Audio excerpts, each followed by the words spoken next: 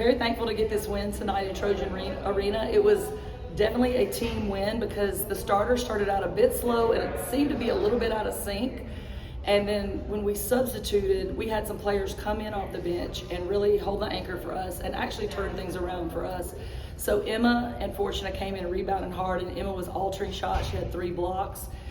She cut out their mid-range shot.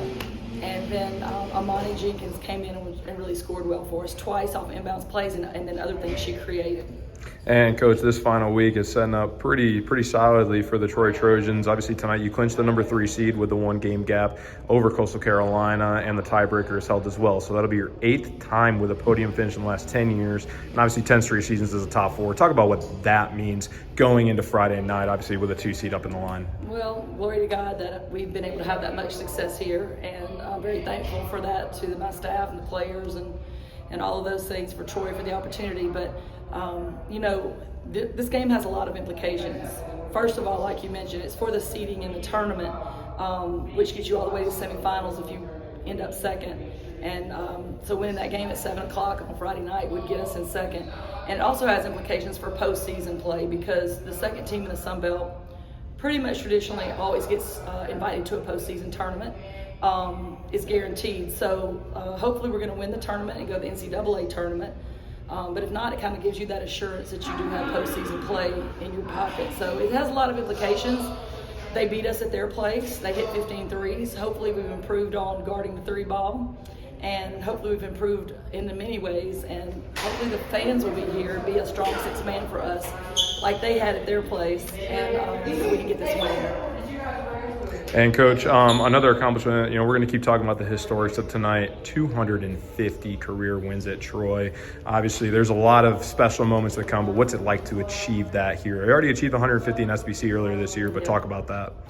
It's a huge blessing, and again, I'm just grateful for Troy University for hiring me and letting me hang around this long, and for the staffs that I've had that have been excellent, and of course the players. And Coach, talking about tonight, obviously South Alabama lost the rebound battle, still came in with a win, but how important was it to come out and dominate them in the boards like you did, 53-27 tonight? I'm so proud of that. I'm so proud of the rebounding effort. That's a lot of offensive rebounds we got. It's a lot.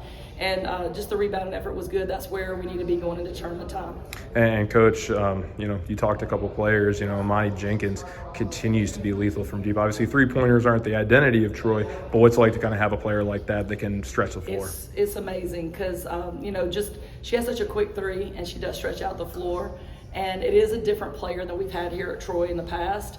We're still finding ways to use her and get her open tonight. She got open a lot off of inbounds plays, but we've got to continue down the stretch to focus on ways to get her the ball when her feet are set and get a quick shot for us. And the last player I want to touch on, Emma Bray. Obviously, she's standing over here to our right side, but 3 blocks tonight, 8 points, 10 rebounds. I mean, you talked about the depth of this team. Talk about her presence out there. I thought Emma really changed things for us in the game because they kept hitting mid-range shots. They kept getting shots, and she changed everything when she went in. She did get 3 blocks, which is impressive, but it's the shot she changed or made them think twice about taking a shot. It really changed things in our favor. And final question, we've already kind of addressed it a little bit, but Friday night, setting up the stage for a semifinal bid.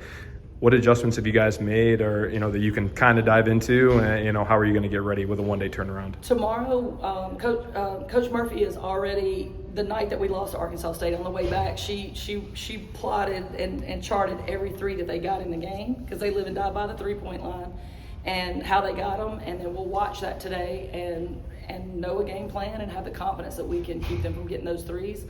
And a lot of other things we want to do better than we did in that game, but that's one thing is defend the 3-point line.